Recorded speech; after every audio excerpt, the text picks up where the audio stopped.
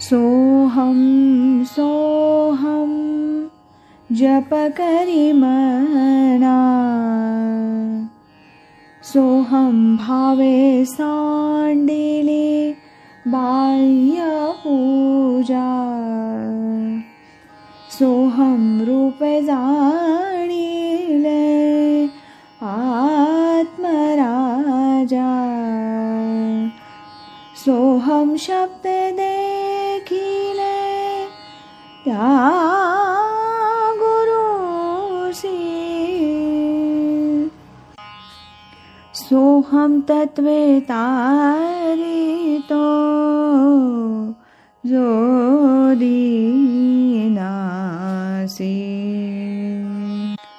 आज ऐकूया परमपूज्य श्री गजानन महाराज गुप्ते यांच्या आत्मप्रभा या ग्रंथातील प्रस्तावना 3, भाग 3. श्री गजानन महाराज गुप्ते हे नाथपंथातील सोहम सिद्ध सत्पुरुष होत. सोहम हाच नाथपंथाचा मंत्र असून श्री मत्स्येंद्रनाथ आणि श्रीमद स्वामी नारायण सरस्वती या उभयतांकडून आपणास हा मंत्र मिळाला आणि त्याचा प्रसार करण्याची आज्ञा मिळाली असं श्री महाराजांनी ह्या ग्रंथात नमूद केलेलं आढळतं.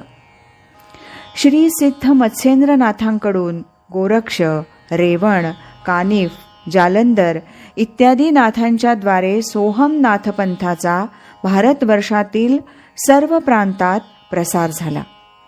त्यात महाराष्ट्रात गोरक्ष गहिनी निवृत्ती ह्या परंपरेनं श्री ज्ञानेश्वर महाराजांना हा सोहम बोध प्राप्त झाला हे सर्व श्रुत आहेच.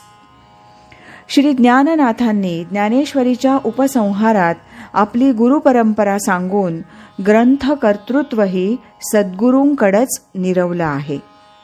त्यात मला गुरुपरंपरेनं लाभलेलं हे समाधीधन आहे असं जे श्री माऊलींनी सांगितलंय त्याचा फारसा विचार ज्ञानेश्वरीच्या सांप्रदायिक अभ्यासकात होत नाही असं पंढरपूर आळंदीत नुसता दृष्टिक्षेप केला तरी लक्षात येतं. सोहम बोधाचं महत्त्व ज्ञानेश्वरीत अनन्यसाधारण आहे. किंबहुना सोहम बोध ही मूळ बैठक आहे याची जाणीव वारकरी सांप्रदायिक अभ्यासात अगर प्रवचनातून दिसत नाही. हे असं का झालं? याची कारणं अनेक आहेत, परंतु तत्संबंधीचा उहापोह हा विषय इथं अप्रस्तुत असल्यानं या संदर्भात तूर्त इथंच थांबतो.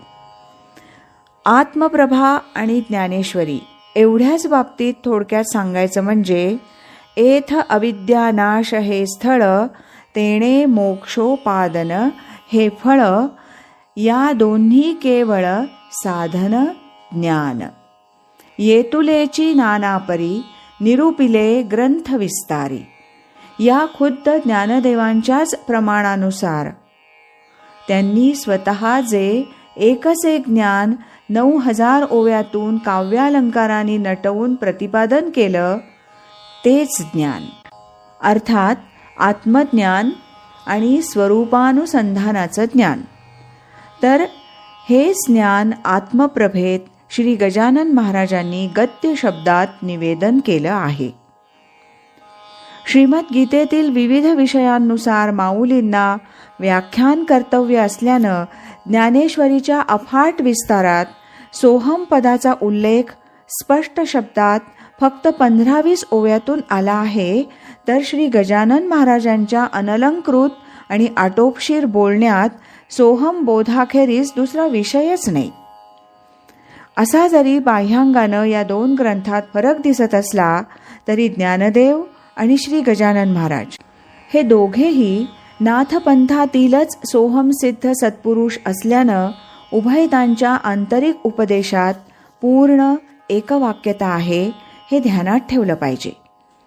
श्री गजानन महाराज समाधिस्थ झाले असले तरी सध्याही श्री मत्स्येंद्र ज्ञानदेव यांच्याच नाथ परंपरेतील स्वामी स्वरूपानंद हे सोहम सिद्ध पुरुष पावस इथं 36 वर्ष वास्तव्य करून आहेत.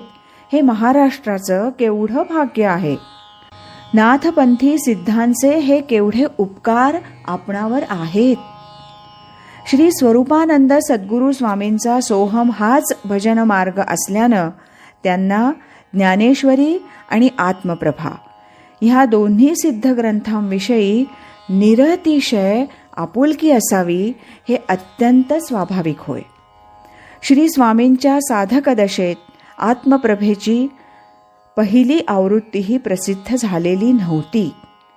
तरी 1947 सालापासून म्हणजे साधारणतः अन्य जिज्ञासूंना गुरुमंत्र देण्यास पावस इथं आरंभ झाल्यापासून म्हणजे योगायोगानं आत्मप्रभेच्या प्रथम प्रकाशनापासून आत्मप्रभा हे पुस्तक श्री स्वामींच्या हाती आहे आणि ज्ञानेश्वरीच्या चिंतनाबरोबरच आत्मप्रभेचंही वारंवार परिशीलन करावं असं तेव्हापासून श्री सद्गुरू प्रायः प्रत्येक साधकाला सांगतात. स्वामी स्वरूपानंद आणि श्री गजानन महाराज या दोन्ही महापुरुषांची गुरुपरंपरा नाथपंथाची आहे. अनुभव व्यक्त करण्याची आणि मार्गदर्शन करण्याची पद्धती दोघांचीही अत्यंत प्रेमळपणाची आहे आणि कृतकृत्य झालो, इच्छा केली ते पावलो ही मानवी जीवनाची धन्यता आणि स्वप्रचितीचे बोल म्हणून स्पष्ट शब्दात आपल्या वाङ्मयातून सांगण्याची एकरूपता दोघांच्याही वचनामृतात पाहावयास मिळते. आणखी एक साम्य दाखवायचं म्हणजे श्री गुप्तनाथ गजानन महाराजांप्रमाणेच स्वामी स्वरूपानंद हे देखील वैयक्तिक देहधर्माच्या बाबतीत पराधीन अवस्थेत आहेत.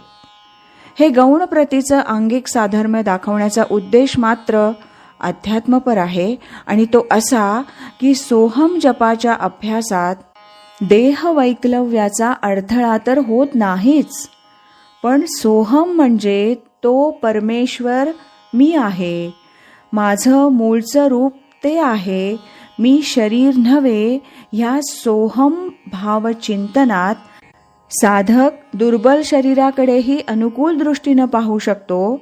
इतकंच नव्हे तर श्री गजानन महाराज किंवा श्री स्वामी स्वरूपानंद यांच्याप्रमाणे बाह्यतः पराधीन अवस्थेत देखील एखादा साधक गुरुकृपेनं पूर्ण सिद्धावस्थेला पोहोचून अनेक जीवांना मार्गदर्शन करण्यास समर्थ होतो.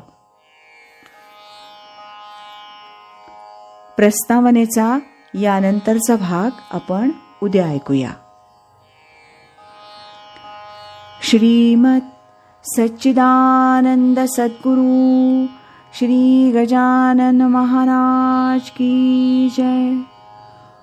श्रीमत् सच्चिदानंद सद्गुरु श्री स्वामी स्वरूपानंद महाराज की जय. हरि ओम तत्सत.